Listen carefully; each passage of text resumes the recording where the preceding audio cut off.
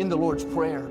Jesus told us to pray, give us this day our daily bread and forgive us our trespasses as we forgive others. He was saying every day we should be ready to forgive. Doesn't have to be big things. That man that cut you off in traffic, let it go. Don't let that sour your day. Your time is valuable. That's a distraction trying to get you off course, offended over something that doesn't matter.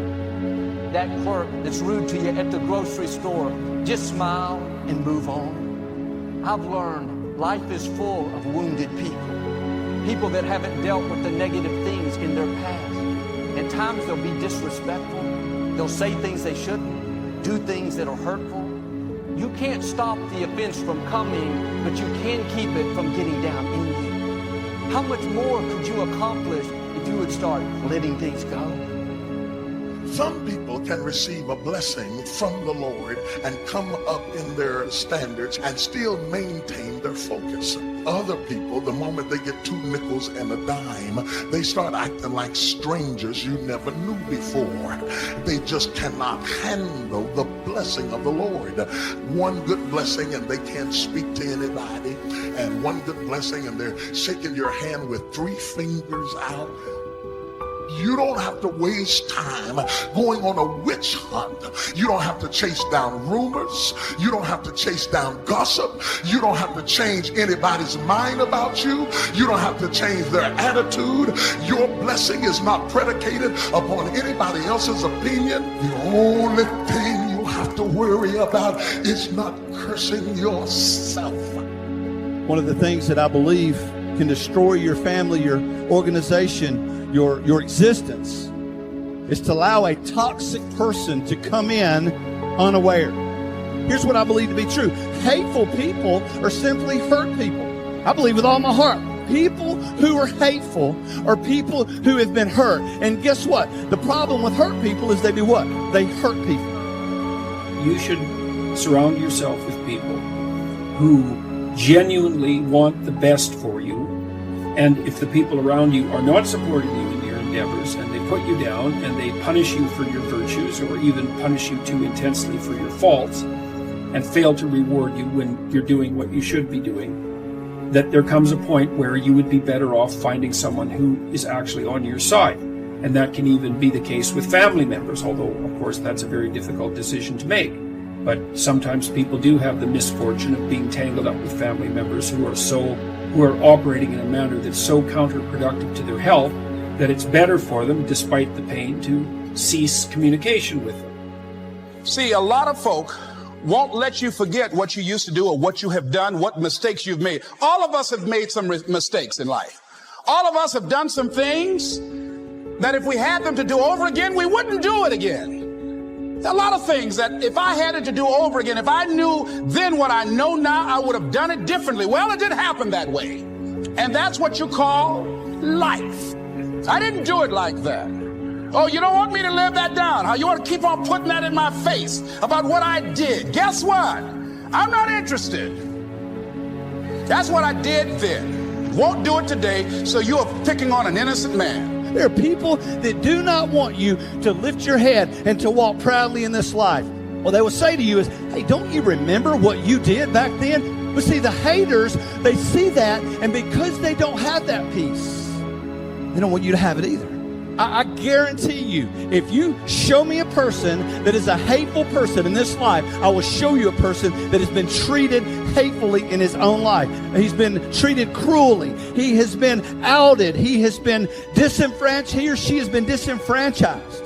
But I would say, even if you don't like the idea of removing the toxic people in your life, you should certainly endeavor to surround yourself with the sorts of people that you would want to surround someone that you regarded as your friend or loved one. So you need to extend the same courtesy to yourself, especially to the part of yourself that's striving upward, that you would to someone that you cared for.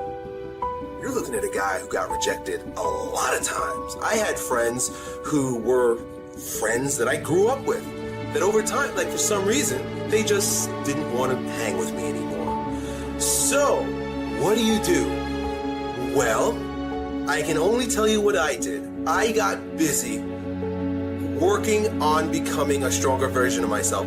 And I put all of my focus and energy on developing my skills as an athlete, getting stronger, getting bigger, getting faster, and getting better at the sport of football. So that allowed me to hone my group of friends, bring in a group of friends, to lead a group of people, and to use the gifts that I've been given, that I naturally have, to gain influence in school and socially. So that's my experience. It was through sports and football. But I guarantee you, bro, that there is something about you that's magnificent, and you're going to have to work on that and find a group of kids that appreciate that. I would invite you to play sports, because that's, it's what I do. But if that's not your inclination, find a group, find other cliques of individuals that you can gain influence with, that you can earn friendships through, because you have a common goal or a common value.